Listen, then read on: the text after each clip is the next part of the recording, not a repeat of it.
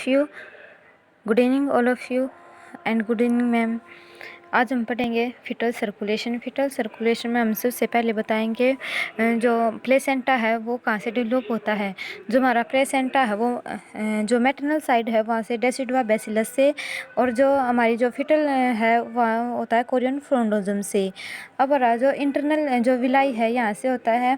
जो हमारी जो प्लेसेंटा है उसकी जो इंटरनल विलाई होती है यहाँ पे, और जो फिटल की तरफ से होता है विलाई सिस्टम होता है। मैटरनल की तरफ से इंटरविलस स्पेस, और जो फिटल है उसकी तरफ से विलाई सिस्टम होता है। ये जो है इसमें होता है बल्ड जो प्रेजेंट होता है, इसमें होता है 150 जो बल्ड है वो प्रेजेंट होता है, 150 ml जो बल्ड है वो प्रेजेंट होता है। और इनमें जो बल्ड होता है वो होता है 350 ml बल्ड प्रेजेंट होता है। टोटल मिला के हो गया 500 ml जो बल्ड है वो प्रेजेंट होता है। जो ये हमारी ये है टर्सरी विलाई जो हम जो न्यूट्रिशन वगैरह है, न्यूट्रिशन है, O2 सेचुरेशन है, ये जो है ट्रांसफ़र करती हैं फिटल में। अब जो हमारा जो बल्ड है वो जो है ट्रांसफ़र होता है अम्बिलिकल आर्टरी से। जो प्लेसेंट से अम्बिलिकल आर्टरी आती है वहाँ से ट्रांसफ़र होगा। इसमें जो अम्बिलिकल कॉर्ड है उसमें 2 वेन होती हैं और 2 आर्टरी होती हैं। जो अम्बिलिकल वेन होती हैं उनमें होता है प्योर बल्ड, और जो अम्बिलिकल आर्टरी होती हैं इनमें होता है इम्प्योर बल्ड, डीऑक्सीजनेटेड बल्ड। अब जो है अम्बिलिकल आर्टरी में जो ऑक्सीजनेटेड बल्ड आता है 80% है, वो हमारा जो है यहाँ पे जो है लीवरों को यहाँ पे सेपरेट होता है और यहाँ पे लीवर में जाता है। यहाँ पे जो इंफीरियर वेना कावा है यहाँ पे कनेक्ट होती है, इसे बोलते हैं डक्टस विनोसिस। डक्टस विनोसिस जब जो वेन होती हैं वो 2 पार्ट में डिवाइड हो उसे बोलते हैं डक्टस से। अगर आर्टरी डिवाइड होती हैं तो उसे बोलते हैं डक्टस आर्टरियोसिस, और वेन डिवाइड होते हैं उसे बोलते हैं डक्टस विनोसिस। और यहाँ पे इन्फीरियर जो वेना कावा है उससे कनेक्ट होती है डक्टस विनोसिस, डक्टस वेन। अब यहाँ पे इन्फीरियर वेना कावे के थ्रू राइट एट्रियम में बल्ड जाता हमारा 80% जो है सैचुरेटेड बल्ड जाता है। और जो यहाँ पे हमारा फोरामेन ओवल राइट एट्रियम के थ्रू फोरामेन ओवल के थ्रू लेफ्ट एट्रियम में बढ़ जाता है, और यहाँ से जो है लेफ्ट वेंट्रिकल में बढ़ जाता है हमारा। यहाँ पे फिर जो पल्मोनरी आर्टरी हमारी वो लंग्स में जो है ब्लड सप्लाई करती है, बट जो लंग्स हमारे जो बेबी के लंग्स है वो इमेच्योर होने के कारण वापस आ जाता है उनका ब्लड, और फिर ये लेफ्ट आर्टरी में जाता है। वहाँ से ब्लड आके लेफ्ट वेंट्रिकल में फिर आता है हमारा अरोटा में।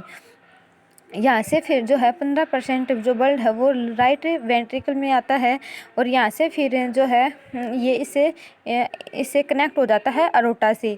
जो अरोटा में है जो ये ब्लड है यहाँ से अरोटा में जो असेंडिंग अरोटा में आता है। असेंडिंग अरोटा से फिर जो ब्लड है उसकी हेड नेक इनमें सप्लाई होती है, और डिसेंडिंग अरोटा में फिर होती है इन्फीरियर जो बॉडी है उसमें ब्लड की सप्लाई होती है हमारा।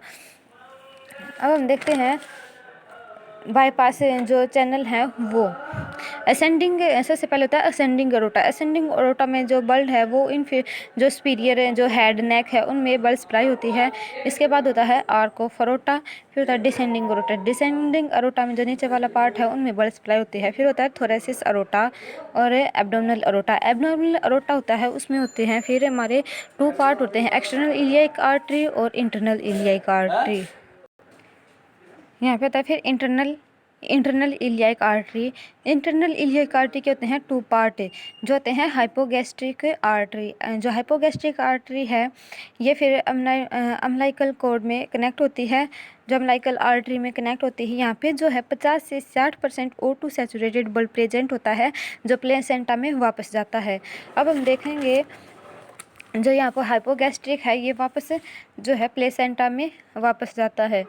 ये होगा हमारा ब्लड सर्कुलेशन। अब हम करेंगे कि इसके जो है मतलब बेबी का बर्थ होने के बाद जो इसके रिमिनेंट रह जाते हैं वो कब ख़त्म होते हैं। इसके रिमिनेंट जो डक्टस विनोसिस है उसके जो रिमिनेंट हैं उसे बोलते हैं लिगामेंटम विनोसिस। लिगामेंटम विनोसिस बोलते हैं डक्टस विनोसिस के जो रिमिनेंट रह जाते हैं। डक्टस विनोसिस से जो हमारा यहाँ पे है डक्टस विनोसिस यहाँ पे जो लीवर में ब्लड सप्लाई करता है और जो इन्फीरियर वेना कावा में अटैच होता है, यहाँ पर होता है हमारा डक्टस विनोसिस है। इसका जो रिमिनेंट है उसे बोलते हैं लिगामेंटम विनोसम। अब हमारा डक्टस से आर्ट्रियोजम, इसका रिमिनेंट है लिगामेंटम आर्ट्रियोजम। जो डक्टस विनोसिस है और डक्टस आर्ट्रियोसिस है, इसको बोलते हैं लिगामेंटम विनोसिस वेन को, और आर्टरी को बोलते हैं लिगामेंटम आर्टरीज। अब रिमिनेंट ऑफ फोरामेन ओवल, जो हमारा फोरामेन ओवल है उसको क्या बोलते हैं, ये होता है फोसा ओवलिस। जो इसका रिमिनेंट है उसको बोलते हैं फोसा ओवलिस है। इसको एक नाम और देते हैं पेटेंट फोरामेन। पेटेंट फोरामेन वो होता है जब जो यहाँ पे हमारा फोरामेन ओवल था, इसमें जो यहाँ पे इसका स्पेस कवर नहीं होता है यहाँ पे, और यहाँ पे जब जो बेबी का बर्थ होने के बाद जो लेफ़्ट एट्रियम है इसमें ज़्यादा जो ब्लड होने के कारण ये वापस इसमें जाता है जो है राइट एट्रियम में।